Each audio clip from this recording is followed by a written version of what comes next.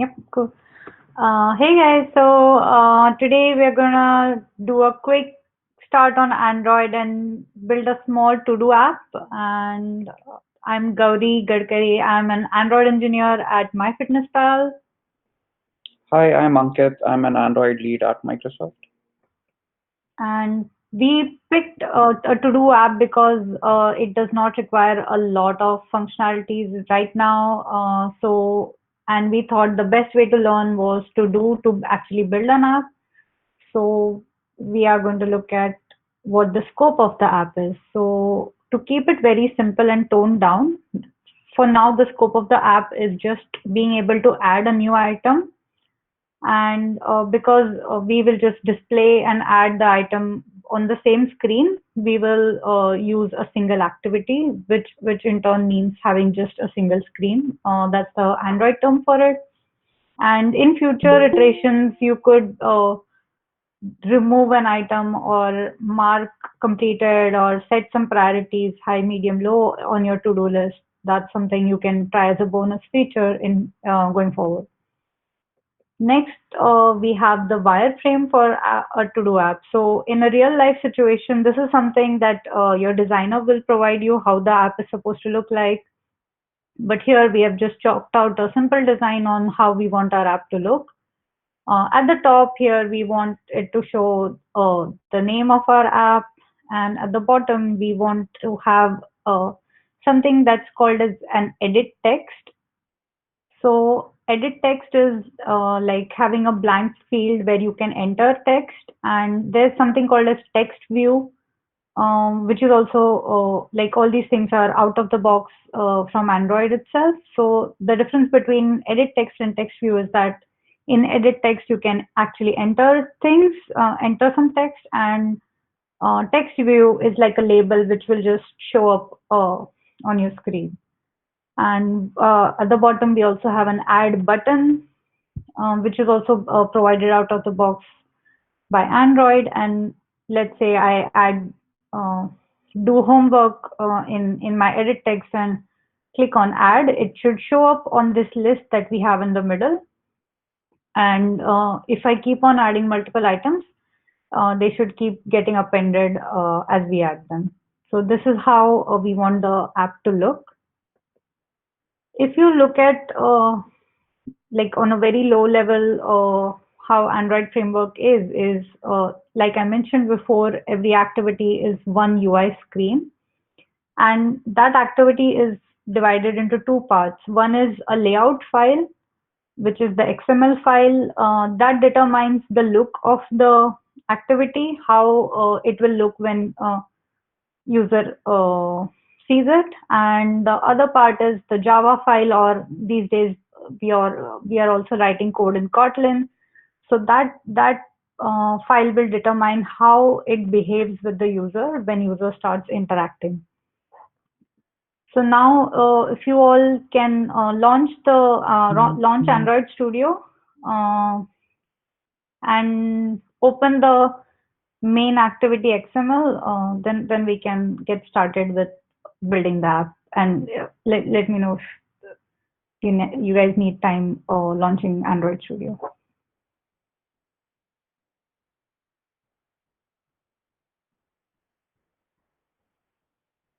Yeah, like once we are all ready with Android Studios, we can get moving.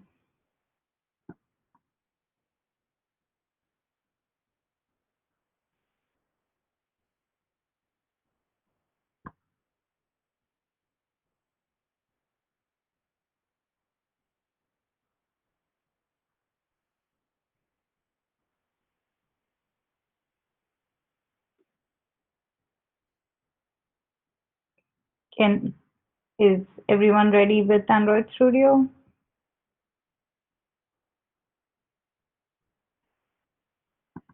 We can use the raise hand thing if anyone is stuck or if anyone needs help at any point. But for now, I think we can proceed. Okay. So as soon as you launch the Android Studio and open the main activity XML file, the file that determines the look of the activity, First, you will see that by default, there's a hello world label right in the center. So we are not going to use that. We don't need that for our app. So if you just click on that and press the delete key to remove it, then we can go ahead with the next part. So once you remove the hello world label, what we want to do is we will add the button in the uh, right bottom right corner over here. So here, as you can see, there's a palette which tells you what all things you can pick from to drag and drop onto your UI. So I'm just going to play this video where you'll see me dragging the button from the palette to the screen.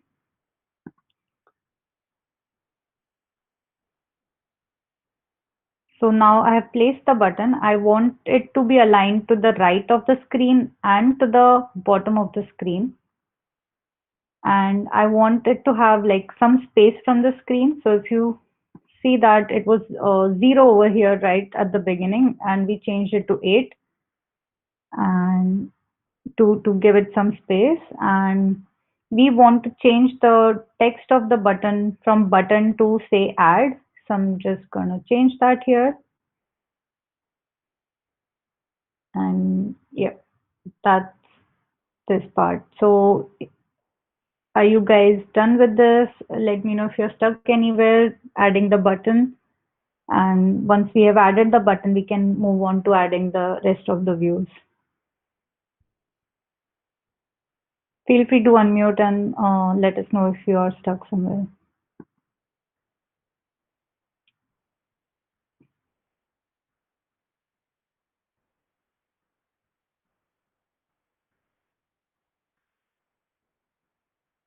And let me know if you want to see the video again or a specific part of the video if something is not clear.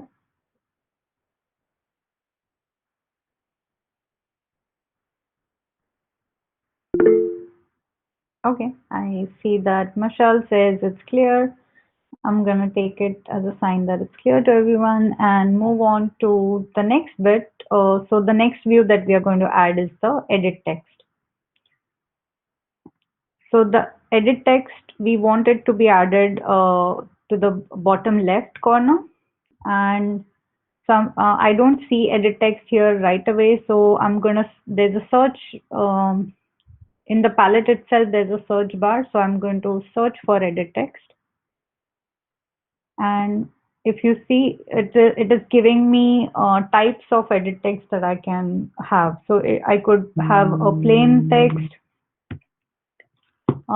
which is what we need for this. And I could have a password text, like if I enter something, it would show up as star star.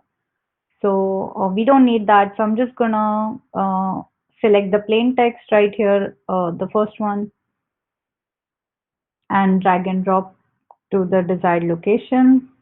And I'm going to align it with our the left,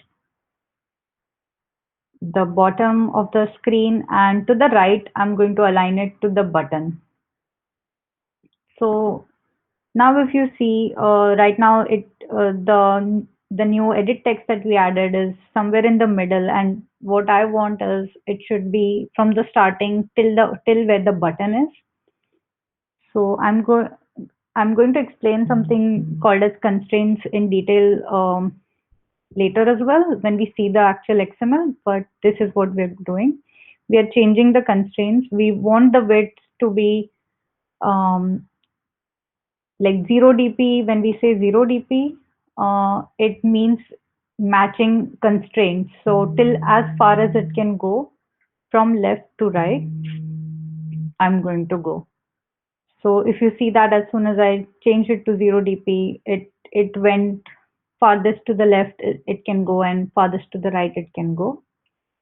And it can go only this far to the right because we set the constraint to match with the left of the button. And again, we will add some spacing everywhere. We'll add 8 dp margins everywhere, which was 0 earlier.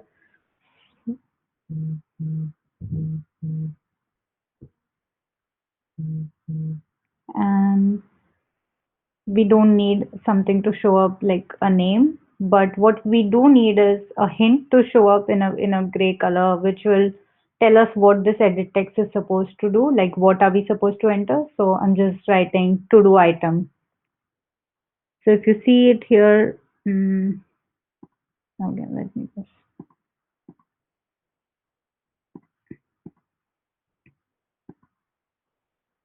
So when I add the hint to do item here, if you see, now it shows up here in a light gray color.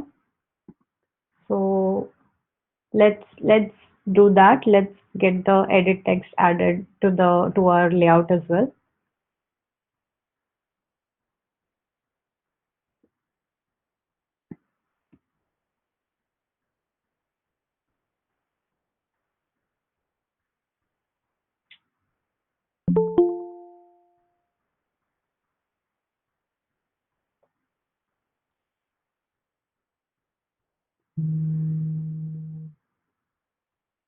Just give me 1 second.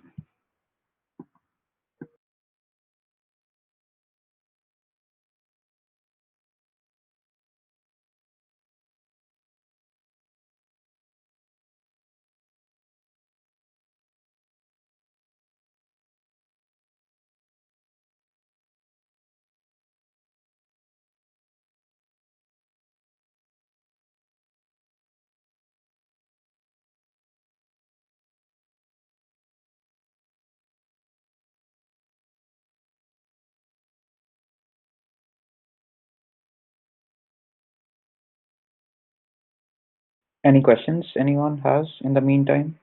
Like if anyone is stuck with something, I can help answer.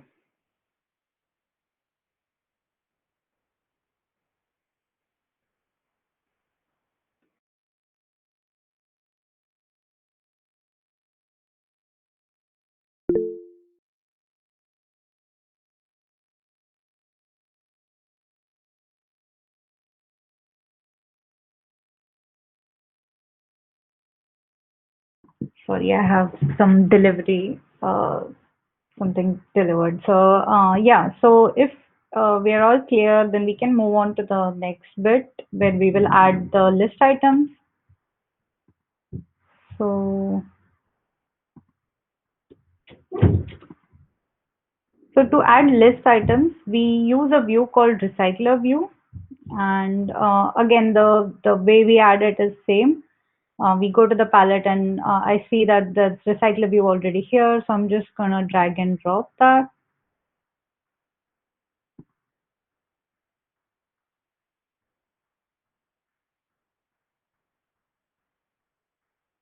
So now if you see, it's touching like the recycler view is touching all the four sides, but we don't want the constraints to be like this. We want it to touch the top, the left, and the right, but on the bottom we want it to end above our edit text and button.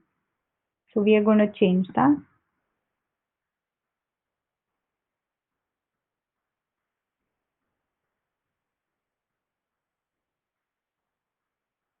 I'm aligning the top with the top, the left with the left, and right with the right. And here, the bottom of the recycler view, I'm going to align with top of the edit text. Now, if you see here, it's kind of floating, and it thinks that it needs to have a space of 75. But just to keep things uniform for now, we are just going to make all the spaces as 8 dp.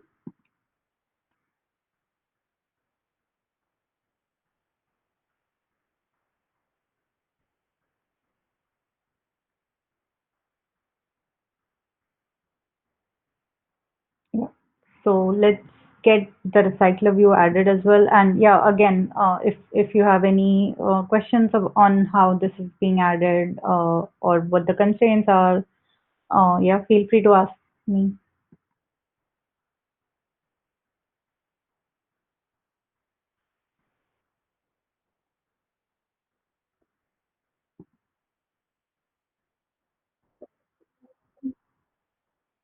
The resize thing is not showing up.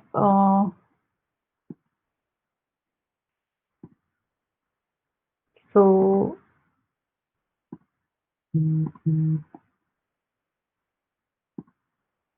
you're saying on the bottom right or something. This the do you see something like this on the bottom right corner, like a black resizing thing, or that is the thing that's not showing up? Oh, okay, okay.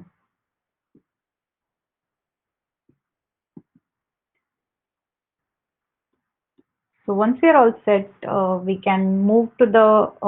So this was the design part. We just dragged and dropped, and you see there's a code here. There's a tab which says code, and if you guys click on that, then you will see this XML. So now this XML, if you see this thoroughly, then you will realize that every action that we took, like we added a button. So you see this button got added here. We added an edit text. Then we added a recycler view. So that got added here. And so every action that we did on the design view, everything that we dragged and dropped was translated into this XML.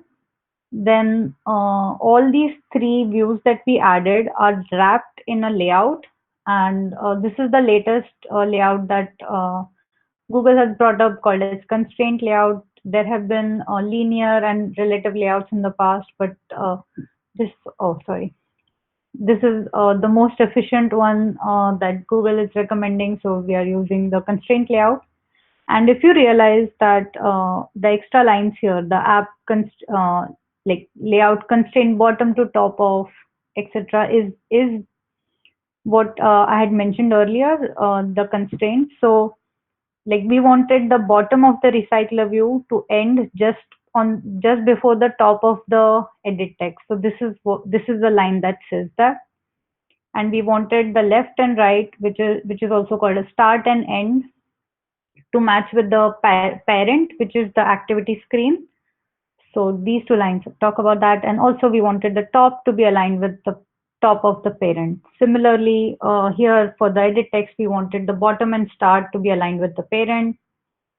And for the button, we wanted the bottom and end to be aligned with the parent. So each view within constraint layout needs at least one horizontal constraint and at least one vertical constraint, so that when the layout is being built, it knows where exactly to place it. And also, if you notice, then all these three views have properties like width, height, and ID, which are common. So these, like the width and height of the view would tell how much space it's going to occupy. Like we found out where it will sit by using the constraints, and layout width and height tell how much space it will occupy on the screen, and the ID is a unique identifier for each view. So if your layout doesn't look like this, let us know. Like it may have similar lines, like maybe jumbled, which is fine. But if something, like if some constraints are not looking like this, let us know. IDs can be, you can just rename IDs. So to either match with these, or what you have should also be fine, but they should be unique. So if anyone does not have constraints that look like these for any of the views, let us know so we can see how or what we can change.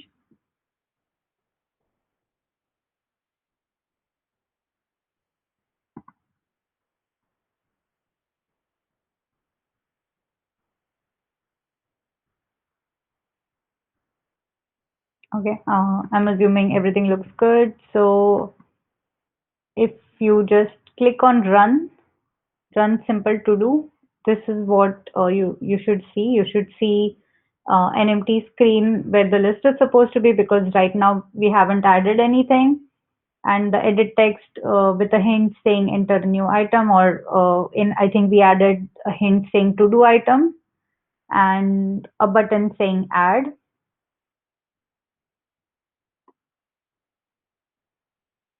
Let me know when you guys have reached here.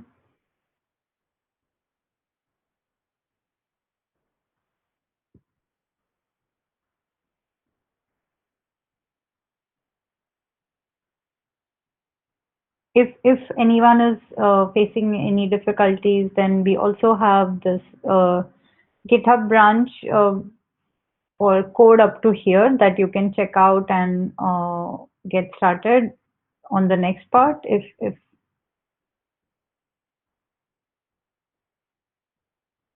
you want, I can. I think Ankit already shared that link, right? Yeah. So if we're all set up till here, then Ankit will take us through the next bit. Hello. Let me try and share my screen quickly, and we can try and finish this app. Okay. Let me know when you are able to see my screen. Yeah, we can see it. Okay. So we are at this stage. I already shared this link in the chat. If someone got stuck or something like that, what you can do is click on this link. It would open this page and just download the code from here. Okay, like download the zip file and you can open it in Android Studio. Okay, let's move on to the next step now. Let me present this. So now what we completed was we completed the UI part of it. We added three key elements or three key views in the XML file. The next part that we have to do is now we have to define the behavior of how our view would act when things happen to it, right? So we have to show the data, we have to get the data from the user and then update all the items. So let's try and do that. Before we go there, where we enter the behavior is behavior for the view is the Java file or the Kotlin file if you're writing Android in Kotlin. Main activity or activity classes, normally they extend from like a base class, just like we had out of the box components like buttons and text views. We have out of the box activity that most of the other activities like activities that we create would extend, and that's called as app combat activity. And we already made changes to this layout. Okay, so now let's move on. Now the next part that we are supposed to do is we want to show list of items in our recycler view. Uh, and let's talk about recycler view for a bit. Recycler view is the most important component in Android development. I'm sure you would have seen a recycler view in a lot of the apps already. So let's see if people can give some examples of where they might have seen list of items inside an Android app. Can you all type some examples where you might have seen items that you can scroll in some of the different apps or applications? If not, I'll give you some examples as well. Like some popular apps like Facebook, the main thing that we scroll is a recycler view, and each post that you see is like a item. Yes, songs in an album is a recycler view. That's a good example. Then the Instagram feed is a recycler view. Twitter feed is a recycler view. So any of the feeds which has list of items, that UI can be built using a recycler view. Okay, let's continue. So we understand that understanding how to make a recycler view is a critical component in Android because almost all the apps have a recycler view. So let's look at all the steps that we have to do in order to create a recycler view. There are about 7. Don't get worried with it. I'll help you with each of them. So the first one that we do is we define how each item looks like. So in the example that you folks shared around songs, list of songs, what we would be doing in step one is we would be defining how a single song would look like. Okay. Then we have to create something called as adapter. What adapter is basically, so we have a UI and we have a list of data, right? Now we have to convert this list of data into a UI where it can show list of items on the screen. So adapter is the component that sits in between the data and the view so that it can convert the data into all these views. So the next step would be to create a adapter. Adapter takes a view holder. So what we have to do is when we create the adapter class, we also have to create a view holder class that we pass to the adapter. To create an adapter, we have to override three key functions, and the next step is to override those three key functions here. Okay. And once we have the adapter, then we basically get the recycler view. We attach the new adapter that we created to the recycler view, and then we tell the recycler view how to organize. So in some apps, you are able to scroll vertically. In some apps, you can scroll horizontally. Those are different layouts of how you can organize your recycler view. You can also have like multiple columns. So items right besides each other, like a grid kind of a structure. So those are different layouts that you can have in a recycler view. Okay. Okay. Now let's move on. So the first step is create a new layout. So hit your layout folder, right click it, and say new layout resource file. Once you have done that, make sure you're doing this, select layout resource file here. Once you have done that, name this new file as list underscore item. It goes inside your layout folder because it's a layout, and the root element, like earlier, is constraint layout. Okay. Just hit the OK button at the bottom. What you would see is something like this, maybe not exactly like this. What you have to do is, like in our case, uh, in the list of items, the only thing that we have in a single item is text, right? So what we do is we drag a text view from here and we place it here. And then we again give it constraints. We align it from the parent on the left, we align it from the parent on the right, and we align it from the top. Okay, very similar to how we did it earlier. I would give you a few seconds to maybe complete this.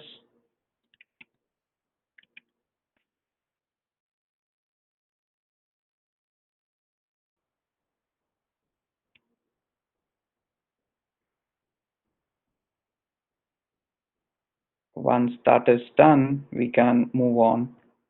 Okay, so let's move on to the next step maybe.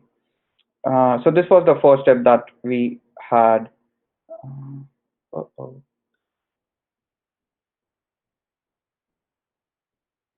Okay, so the next thing that we have to do is now we need to create a adapter file. So what we do is on the main package that we had, we select the package, we right click it, say new, and we say a Java class. Now we are adding a adapter, and the name of the file you can give it as to do adapter. Okay, just say that much, and then what it would do is it would create a empty file just with class to do adapter, and it would it would then have empty code here and we can fill it in then. Once that is done, uh, what we have to do is the to do adapter class, it extends from this adapter recycler view dot adapter. So again, this is something that comes out of the box from Android. So we are extending its existing adapter to make a custom version of the adapter, and what it takes, what it needs is a view holder. So we again create a class internally called as a view holder. The reason why we create a view holder is because for performance reasons. And if you want, you can watch videos about it, why there is a need for view holder and things like that. I do not want to go in too many details, but that's the primary reason. Like the primary reason for creating a view holder class is to have performance benefits. Because if you have a lot of items and you try scrolling it really fast, you want the app to still be responsive and not get stuck. So view holder helps us with that. Okay. The key things that we have in our view holder class is view holder extends from current recycler view dot view holder. And we have a text view that we are defining here. And now inside the constructor, we get reference to the text view by based on the ID that we have given to the text view. So we gave the ID, we let the ID be the default ID, which was the text view. So this is how we get access to the text view. So now we can easily update the item that we have on screen through this variable. What we are doing basically is we are storing a reference to the view that we have created on screen so that we can update what the user is seeing. Okay. Once you have created a view, once you have done this, you have created the view holder. The next thing that you can do is like you would be seeing a red line here. So if you click on a bulb that appears up here and say override the remaining functions, it would generate these three functions: on create view holder, on bind view holder, and get item count. These are the three functions that we have to override in order to create a recycler view, okay, or in order for it to show us the data on the screen. So do that, like try and hit the red icon bulb that shows up here and say, yeah, implement the functions or override the functions. So it would automatically generate this code for you. Once that is done, then we can talk about the other things that we have here.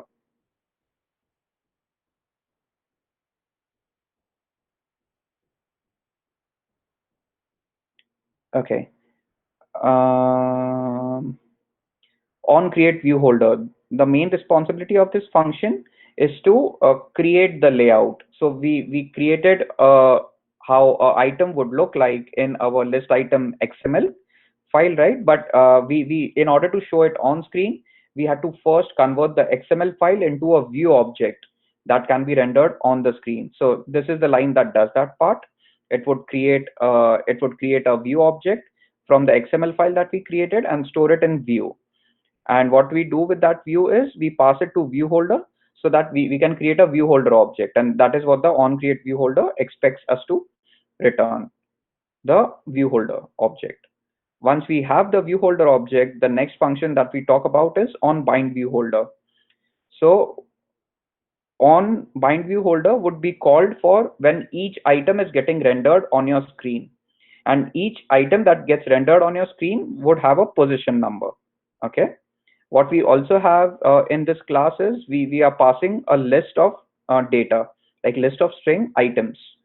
So say if we pass 10 items to the adapter, the positions would be from 0 to 9. Okay. And for each position, it would get the data from the list. Okay. So items dot get position, say items dot get 0, it would get the first element out of the list and it would display it on the text view that appears on your screen. So how it is going to do that? Holder dot get text view dot set text. So basically it's getting the reference of the view that we stored here in text view, if you remember, and it is setting the text that we get from the list here. So you can exactly see why I mentioned that adapter is like a class that sits between the view and the data. That is exactly what it is doing right now. It is getting the data from here and it is updating that data on the view using this. Okay. And get item count, we also have to override this function. What like in this case, the only thing that we have to tell recycler view is how many elements does it have to display on the screen. So in our case, it is size of the list that was passed to us. So it's as easy as this items.size. So I'll give you a minute or so to understand this, and then we can move forward. Let me know if you have questions. I can answer your questions at the point. I know this part is like this is the trickiest part.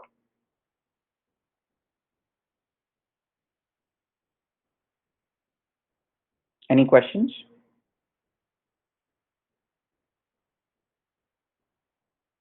Okay, let's move on then. Uh, Now, if you want, if you are stuck or if you want to access the code that we had up to here, let me ping this link in our group chat. So what we have done up to this point is we have successfully created a custom adapter. and that's the branch name. So similarly, what you can do is go to that link and download the code. Okay, download the zip file and you can open it in your Android Studio and run it and see. So if you run the code at this point, the output that you had would be very similar to the output that you had earlier. You would just have a text, edit text at the bottom and a button. That's it. We did not link the recycler view yet. Okay.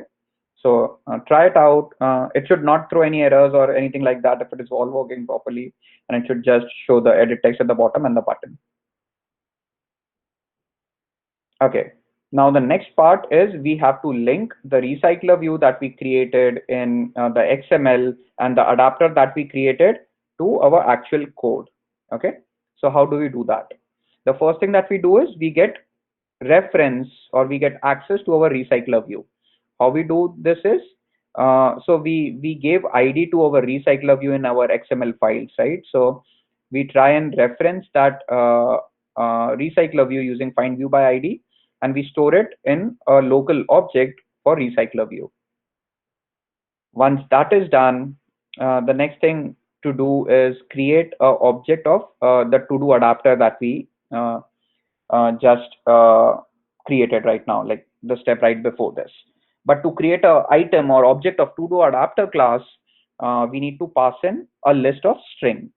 So that is what we did here. We created an object list of string items, and we added dummy data for now.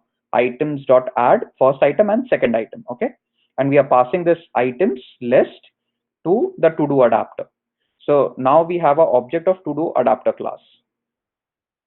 Now we have access to recycler view. We have an object of adapter class. The next step that we have to do is we have to assign the adapter to recycler view. So that is what we are doing here. Recycler view dot set adapter adapter. Now the recycler view understands how to get the data and how to render the data on the screen because we have already attached the adapter. The only part missing is recycler view does not know how to render this data on the screen, as in should we render it vertically, should we render it horizontally, or should we render it in a grid, right? So what we are doing right now is the next step is assigning a layout manager. So there are multiple different types of layout manager, but the one that we would be talking about would be linear layout manager. Linear, what this does is it would help you make your list items either scrollable vertically or horizontally. Okay, there are other layout managers as well. Do check them out or read about it. But for now, let's just do this. Assign the recycler view a layout manager, and this would be a linear layout manager. Let me know if you have any questions in this part. So this part is basically linking all the different files that we have created up to now. Okay.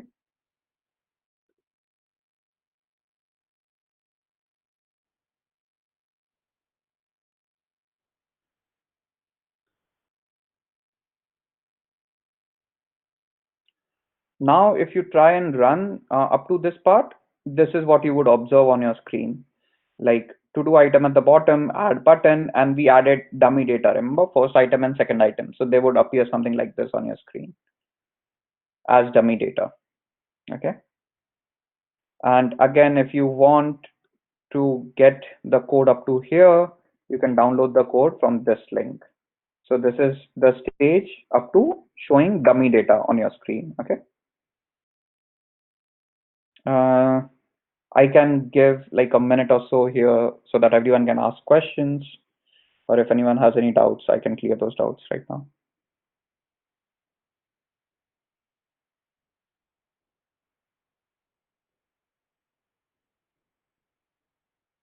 No doubts. Wow. Okay. Next.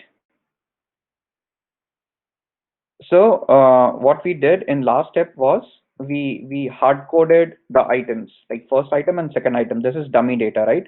What we want is we want users to actually enter the item here, and when they hit add, it should show up here. Let's try and do that. So in order to achieve that, what we would have to do is we have to get reference to this view, we have to get reference to this button, and we have to get the text that user enters here and add it here. Okay. So these are the steps: get reference to button, get reference to the place where user can enter text. Then we attach a listener on the button so that when user clicks the button, it can trigger some code. And then we get the text that user has entered and update it on our lists. Okay. Okay. For this, I can show you the code here. Okay. We already completed up to here, right? So this is the last part that we have to do. Now, I would repeat the steps. We first get access to the button. So this is how we do it. Find view by ID, r.id.button. We store it in a variable called as add button. Similarly, we get reference to the edit text. We store it in a variable called as new to do item. Okay. Then the next step that we discussed was we attach a listener on add button. So add button dot set on click listener. And what it needs is like on click listener implementation. So if you just type new, and it should auto complete it for you this much. And the only thing that we would have to do is enter this much part here. So if you want, no, I can show it to you here how it would. So add button dot set on click listener. If you do this, the only thing you have to do is type new and hit uh, control space if you're using a Mac, and it would show up automatically like this, view dot on click listener. Then you have to fill in this function or implement this function is what we say. Okay.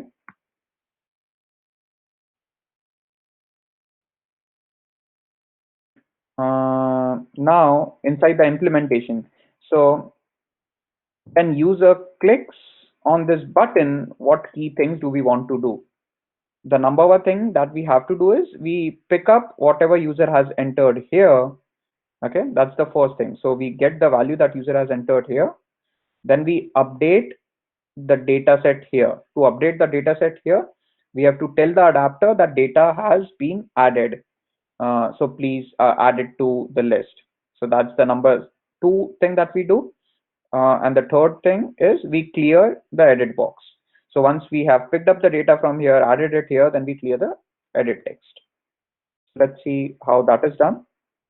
So first we get the data like this, new to do item dot get text. Okay. Then we give it to the adapter. We say adapter, here is the new data that user has entered, please add it. We do that by adapter dot add. Once that's done, the next thing that you do is you tell the adapter, please refresh yourself because data has changed, because I just added some new data. And we do that by this statement, by notify dataset changed. We are notifying the adapter that data has changed, so please refresh. So as soon as we say this, adapter knows, okay, data has changed, so it refreshes itself. And the last thing that we have to do is, because we have already picked up the data, we want to clear the data that user has entered last. Okay, so this is the last item that we do. Please try and implement this if you want. If you want a sample to look at, what I can do is, it's the last branch. I can give you a link for the last code. That is this one. This is code for the last place. And if we try and run it, let's do that actually. Let's try and run once we have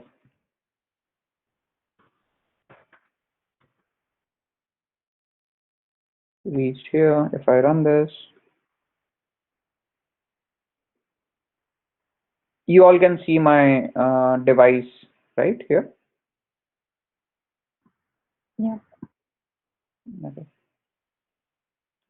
So now let's say we add the first item as test one, and as soon as I add it, it disappears from here, but it appears here.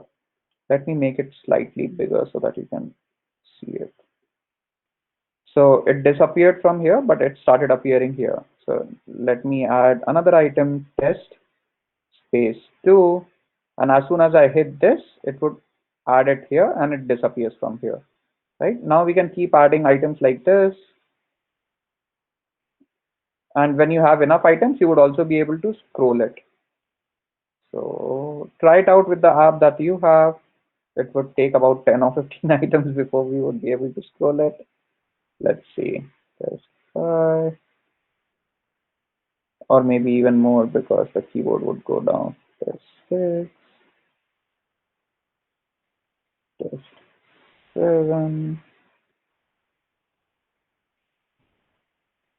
test 8. So now we only see from 1 to 7, right? But we can always scroll this, right? So if you have more items, you would have the option to scroll it. So this is like a very simple version of your to-do list app.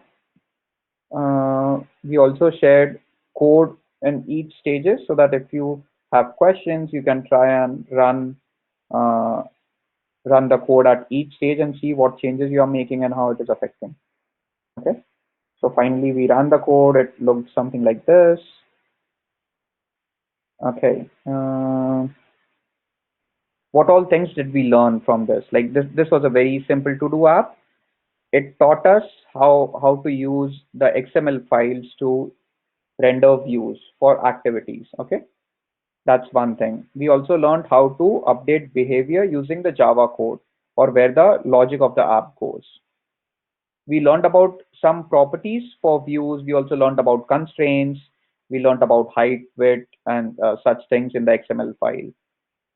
We learned about some key views that Android gives us out of the box, like recycler view, edit text, buttons. These are views. Okay. Uh, in order to implement a recycler view, we learned that we have to implement an adapter. For implementing adapter, we have to implement a view holder, and then we have to tie all these pieces together inside the activity code. Then the last part was we learned how to attach a click listener on the buttons or how to make the buttons reactive, right? We in the first part we just added buttons on the screen, but in order to make them reactive, we have to add some code in Java file. That's what we learned in the last part, and obviously running it on a emulator.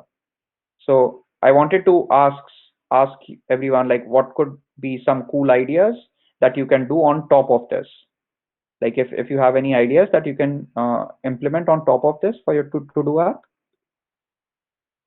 please feel free to unmute and speak or type it in the chat, whatever you feel comfortable.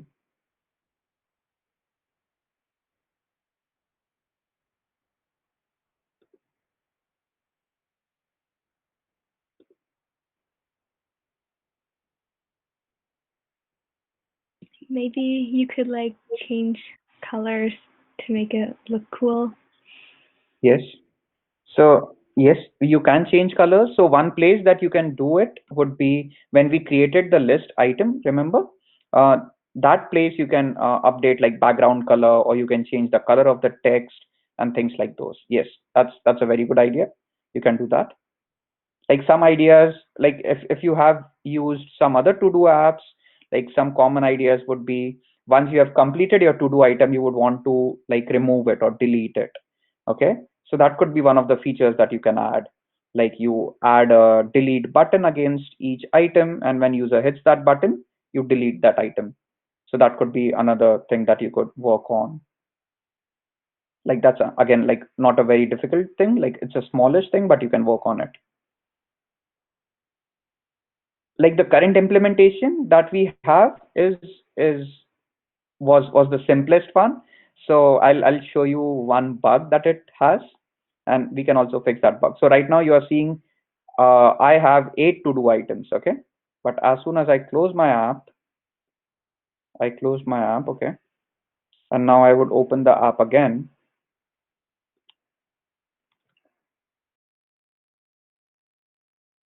Simple to do. And now it says I have no items because what we did was we are not storing any of these items locally or on a remote server. So ideally, we should at least have stored them in a database or in a file or something called as shared preferences.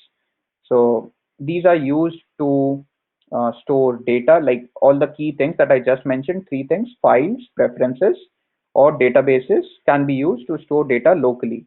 If we would have done that, the data would have persisted across opening and closing your app. So that is another addition that you can work on or you can read about. Okay. Okay, let's move on to the, I think this is the last slide. Uh, I also, because this is a very beginners class, we worked on a very simple app. I wanted to share a bunch of courses that I found online, which are free, which, and a lot of them are by Google themselves, like Google engineers worked on these. So I'll share, I've already shared the presentation. Feel free to take some of these courses if you're interested in learning Android development, and if you liked what you saw today, try and enroll for some of these courses, and they would help you understand how to make apps in much more detail than what we did today.